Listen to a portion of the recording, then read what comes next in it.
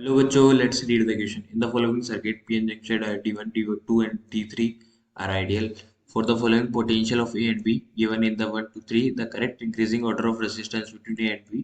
यहाँ पर सर्किट है VA की value -10 volt, VB -5 volt, VA equal है सेकंड वाले में -5 वोल्ट और VB की वैल्यू है -10 वोल्ट। सी बार थर्ड वाले के अंदर है VA की वैल्यू है -4 वोल्ट और VB की वैल्यू है -12 वोल्ट और हमको चूज करना है कौन सा इंक्रीज ऑर्डर होगा ए और बी के अंदर, कौन सा पोटेंशियल अप्लाई की जाए और इनमें से कौन सा इंक्रीजिंग ऑर्डर वाला ऑप्शन करेक्ट होगा। तो हम इसके की कंसेप्ट की बात करते हैं। When P is connected with positive terminal and N is connected with negative, it is called forward bias। Forward bias ही होता है जब P पॉजिटिव से कनेक्टेड हो और N नेगेटिव टर्मिनल से कनेक्टेड हो बैटरी के, वो फॉरवर्ड बायस होता है। और जो इसका ऑपोजिट होता है फॉरवर्ड का, वो होता है बैकवर्ड बायस्ड।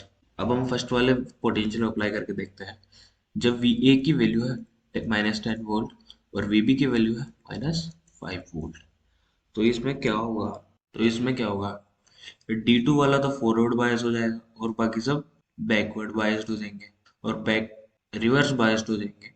इसके अंदर इन दोनों के अंदर करंट फ्लो नहीं होगा, D2 के अंदर करंट फ्लो होगा। तो ये होगा diode D1 and D3 are reversed bias and D2 is forward बायस।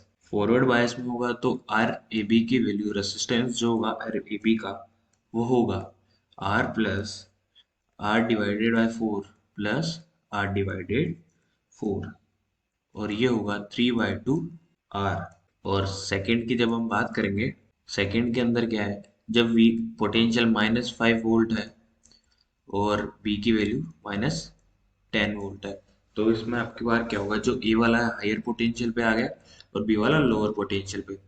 और अब की बार क्या होगा, जो एन पॉइंट है D2 का, वो हायर से कनेक्टेड है और ये लोअर से, तो D2 के अंदर करंट फ्लो नहीं होगा और बाकी D1 और D3 में करंट फ्लो होगा।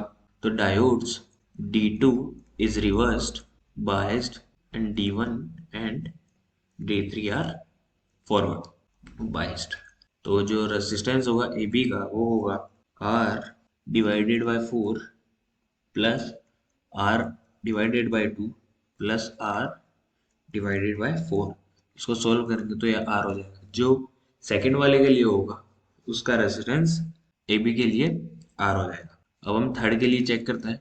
For third, in this case equivalent resistance between A and B also are and B also are, क्योंकि जो सेकंड वाले में हमने देखा, जो VA की वैल्यू -5 वोल्ट और VB की वैल्यू -10 वोल्ट, तो इसके अंदर A वाला हाइयर पे था और B वाला लोअर पे। सेम टू सेम थर्ड वाले में भी इसके अंदर VA वाला हाइयर पे और VB वाला लोअर पे, तो इसका भी जो रेजिस्टेंस होगा इक्विवेलेंट होगा, वो आल्सो आर होगा। तो हम चेक करते हैं कौन सा ऑप्शन करेक्ट है। तो ऑप्शन सी करेक्ट है, क्योंकि सेकंड और थर्ड दोनों इक्वल है और सबसे बड़े और फर्स्ट वाले से बड़े हैं, तो ऑप्शन सी इज करेक्ट। तो I hope you understand this solution.